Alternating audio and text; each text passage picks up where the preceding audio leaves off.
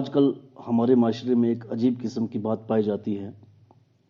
کہ معمولی سی باتوں کو لے کر لوگ ایک دوسرے کا قتل کرنے پر آمادہ ہو جاتے ہیں۔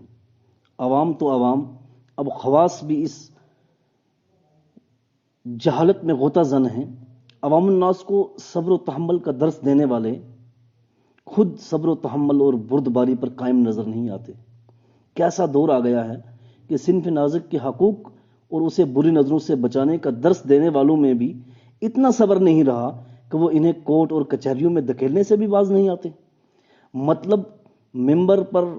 عوام کے سامنے کچھ اور پس پردہ کی حقیقت یہ صد افسوس۔ سنی سنائی باتوں پر بغیر تحقیق کیے کسی پر کوئی بھی الزام لگا دینا ہمارے معاشرے کا معمول بن چکا ہے۔ بدگمانیاں اتنی عام ہیں کہ عزت دار لوگوں کا جینا محال ہو چکا ہے۔ بردبار افراد کوئی بھی فیصلہ نہایت غصے یا خوشی کی حالت میں نہیں کرتے کہ دونوں ہی کیفیات عارضی و مصنوعی ہو سکتی ہیں۔ ہم میں سے اکثر لوگ سمجھتے ہیں کہ وہ سوچ رہے ہیں، لیکن وہ صرف اپنے تعصبات کو پھر سے یکجا کر رہے ہوتے ہیں۔ اسی طرح ایک بار حضرت حسن بصری کو معلوم ہوا کہ کسی نے ان کی غیبت کی ہے تو آپ نے کھجوروں سے بھری پلیٹ اس کی طرف بھجوائی اور کہلوایا، سنا ہے آپ نے اپنی کچھ نیکیاں مجھے دی ہیں، ان کا بدلہ تو میں نہیں اتار سکتا، لیکن یہ کچھ ہدیہ حاضر ہے۔ یہ سن کر وہ شخص سخت نادم ہوا، معافی مانگی اور تائب ہو کر عقیدت مندوں میں شامل ہو گیا۔ خود کو کامل نہ سمجھیں۔ اگر آپ اپنے دل میں کسی مکمل یا ہر کمی سے پاک ساتھی کی تمنا رکھتے ہیں تو تنہا ہونے کے لیے تیار ہو جائیں، کیونکہ ہم سمیت کوئی بھی فرد مکمل نہیں۔ خود کو بھی کبھی کامل تصور نہ کریں۔ میں نے آپ کو جنید بغدادی کا جو یہ واقعہ سنایا، اس کا مقصد صرف اتنا نہیں کہ ہمارے کچھ لوگ ممبرز پر آ کر اس کو بیان کریں اور عوام سبحان اللہ کرے، ان کو واہ واہ کرے، ان کو داد دے اور وہ چلے جائیں، اور پس پردہ جب ان کے عمل کی بات ہو تو اس وقت جب ان کی بات پہ معمولی سی کوئی انگلی اٹھائے تو وہ آسمان کے ساتھ جا لگے اور وہ کورٹ اور کچہریوں کے چکر لگانا شروع کریں۔ اور یہ ایک عالم دین کی پہچان نہیں ہو سکتی، یہ عالم دین ایسا نہیں ہو سکتا۔ اگر ایک عالم دین کو، جو کہ عالم دین ہمیشہ سٹیج سے، ممبر سے یہ تلقین کرتے رہتے ہیں کہ حضور علیہ السلام پر اتنی مصیبتیں ڈالی گئیں، اتنی پریشانیاں کفار کی طرف سے آئیں، اتنا کچھ برداشت کیا لیکن کبھی اف تک نہیں کی، یہ ہمارا کردار ہونا چاہیے۔ تو میں ان سے کہتا ہوں کہ اگر آپ کے اندر یہ کردار نہیں ہے تو آپ کی وہ تقریریں کرنا کسی کے لیے فائدہ مند نہیں ہو سکتی ہیں۔ آپ وہ تقریریں کر رہے، کم از کم اگر جنید بغدادی نے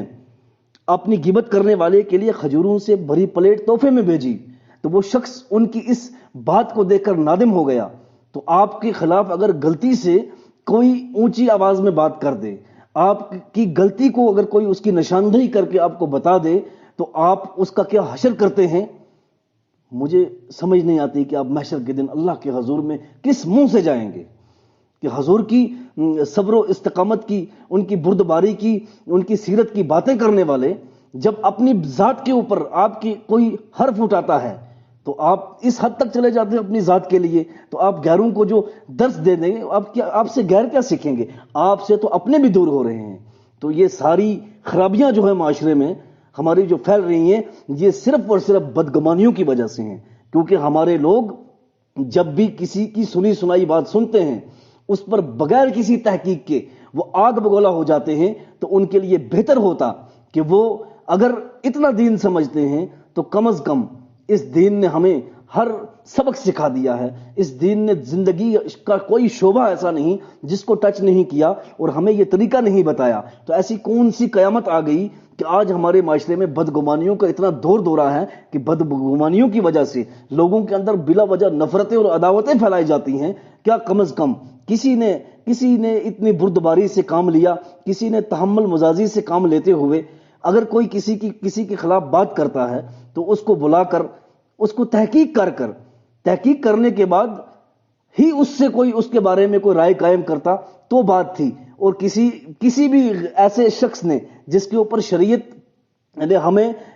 جو قانون بتائے ہیں کہ کس شخص کی گواہی قابل قبول ہے، وہ بھی اس کے اندر خاصیت نہ پائی جاتی ہوں، اور کوئی شخص اڑتی ہوئی خبریں کسی کے خلاف لائے اور پھر آپ اس کو بلا تحقیق کیے اس شخص کے اوپر کوئی ایسا ٹیگ لگا دیں، تو یہ آپ کی جہالت ہے، اس کے سوا کچھ نہیں ہے۔ اس لیے یہ جو ہم اولیاء اکرام کے، بزرگان دین کے قصے بیان کرتے ہیں، اور لوگوں سے محض واہ واہ کے لیے نہیں، اپنے جیب میں ہدیہ اور نذرانے اپنے جیب بھرنے کے لیے نہیں کیجئے، بلکہ اس امت کا اگر آپ کو درد ہے، امت کو اگر بکھرنے سے آپ بچانا چاہتے ہیں، امت کو اگر آپ جوڑنا چاہتے ہیں، یہ غلط فہمیاں، یہ بدگمانیاں، یہ چگلیاں، یہ جو غیبت آپ نے طوفان، یہ سمندر بنا کر کھڑا کر کے رکھا ہے، اس سے آپ بچیں انشاءاللہ تعالی۔ پھر جا کے ہمارا معاشرہ کسی ترقی کی طرف جا سکتا ہے، ہمارے معاشرے سے، مسلم قوم کے اندر سے یہ جہالت دور ہو سکتی ہے۔ ورنہ اگر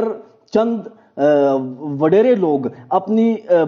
چودراہٹ میں آ کر، اپنے بڑے پن میں آ کر، یہ جو خالص دنیاوی بڑا پن ہے محض، کیونکہ عزت و ذلت کسی دنیا دار کے ہاتھ میں نہیں ہے، کسی کی بھی آپ عزت اچھالیں گے تو اس سے اس کی ذات پہ فرق نہیں پڑے گا، کیونکہ عزت اور ذلت اللہ رب العزت کے ہاتھ میں ہے۔ اور یہ یاد رکھیں کہ اگر آپ کسی کی سنی سنائی باتوں پر معاشرے میں اس طرح کی خرابیاں پھیلائیں گے، آپ یہ سمجھتے ہیں کہ میں طاقتور ہوں، میرے پاس نہ جانے کس قسم کی ادارے ہیں، میرے پاس حکومتی ادارے ہیں، میرے پاس خفیہ ایجنسیاں ہیں، تو یاد رکھیے کہ اللہ تعالیٰ کی طرف سے بھی ہمارے اوپر دو فرشتے مسلط ہیں جو ہر وقت ہماری ہر حرکت کو نوٹ کر رہے ہیں۔ آپ سے میرا کہنے کا مطلب یہ ہے کہ ایسا نہ ہو کہ بدگمانیوں کے عوض میں آپ کے ہاتھ سے کوئی ایسا غلط کام ہو جائے جس میں کسی معصوم کی زندگی تباہ ہو جائے، تو یاد رکھیے قیامت کے دن سر محشر آپ کو ساری دنیا کے سامنے ذلیل و رسوا ہونا پڑے گا، اور اس شخص کی نیکیاں بھی آپ کی نیکیاں اس شخص کے پلڑے میں ڈال دی جائیں گی، اور آپ کو یقیناً اس دن محرومی کا سامنا کرنا پڑے گا۔ یاد رکھیے اس دن نہ کوئی خفیہ ایجنسی آپ کے کام آئے گی، نہ کوئی حکومتی ادارہ آپ کے کام آئے گا۔ اگر کام آئے گا تو اگر آپ نے مسلمان سے ہمدردی کی ہوگی، پوری انسانیت سے محبت کی ہوگی، کسی سے نفرت بیجا نہیں کی ہوگی، تو یہ چیز کام آئے گی۔ اس لیے خدا را اس طرح کی بیجا حرکات سے محض چند روزہ اس دنیا کی رنگینی کے لیے اپنے ایمان کو برباد مت کیجئے۔ یاد رکھیے آپ نماز بھی پڑھتے ہیں، آپ قرآن بھی پڑھتے ہیں، آپ حج و عمرہ بھی کرتے ہیں، لیکن ساتھ میں آپ غیبت اور بدگمانیاں کر کے سماج کے اندر نفرتیں اور فساد اور فتنہ پھیلا رہے ہیں، تو اللہ کی قسم کر کے کہتا ہوں یہ عبادت آپ کی کسی کام کی نہیں ہے۔ یہ عبادت تبھی کام آئے گی جب آپ اپنے قلب کو ان تمام خباثات سے پاک کریں گے۔ جب یہ خبیث چیزیں آپ کے قلب سے نکل جائیں گی تب اللہ کا نور آئے گا۔ جب اللہ کا نور آپ کے دل میں آئے گا، آپ کا دل پتھر نہیں بلکہ موم بن جائے گا، اور جب یہ موم بن جائے گا تو تب آپ کو ہر شخص سے محبت ہو جائے گی، ہر شخص کی بات آپ کو پیاری لگنے لگے گی۔ یاد رکھیے کہ دنیا میں تقریر ہر شخص کرتا ہے، لیکن سننے والے بہت کم ہوتے ہیں۔ تقریریں بہت کر چکے، اس لیے آپ بھی اپنے آپ پر غور کیجئے، محاسبہ کیجئے اور سنیے، اپنے آپ کو بھی سنانے کی قابل رکھیے کہ جیسے آپ دوسرے کو سناتے ہیں دوسرا بھی آپ کو سنا سکتا ہے، جیسے دوسرا آپ کی بات سن سکتا ہے آپ بھی اس کی بات سنیے۔ اس طریقے سے یہ جو فضولیات ہیں، یہ جو بدعات اور یہ جو خرافات ہیں، یہ جو بیماریاں ہیں، یہ جو قلبی بیماریاں ہماری ہیں، جب تک یہ دور نہیں ہوں گی اللہ کی قسم ہماری ترقی ممکن نہیں ہو سکتی ہے۔ یہ ٹھیک ہے کہ دنیا چند روزہ دنیا میں آپ کا محل بھی تعمیر ہو جائے گا، آپ کی عالی شان گاڑی بھی آپ کے محل کے اندر کھڑی ہوگی، آپ اعلیٰ سے اعلیٰ قسم کا لباس بھی پہنیں گے، آپ دنیا دار حکمرانوں کے صفوں میں بھی شامل ہو جائیں گے، لیکن اللہ کی قسم اللہ کی رضا حاصل نہیں کر سکے جب تک کہ آپ نے اگر کسی مسلمان کا بلا وجہ اس کا دل دکھایا ہوگا کسی کی سنی سنائی باتوں پر۔ اس لیے میری ان لوگوں سے جو معاشرے کے اندر فتنہ، بدعمالیاں، غلط فہمیاں، بدگمانیاں یہ پھیلا رہے ہیں، ان سے خدا را گزارش ہے کہ اس سے باز آ جائے۔ اسی میں آپ کی اور ہم سب کی بھلائی ہے۔ السلام علیکم۔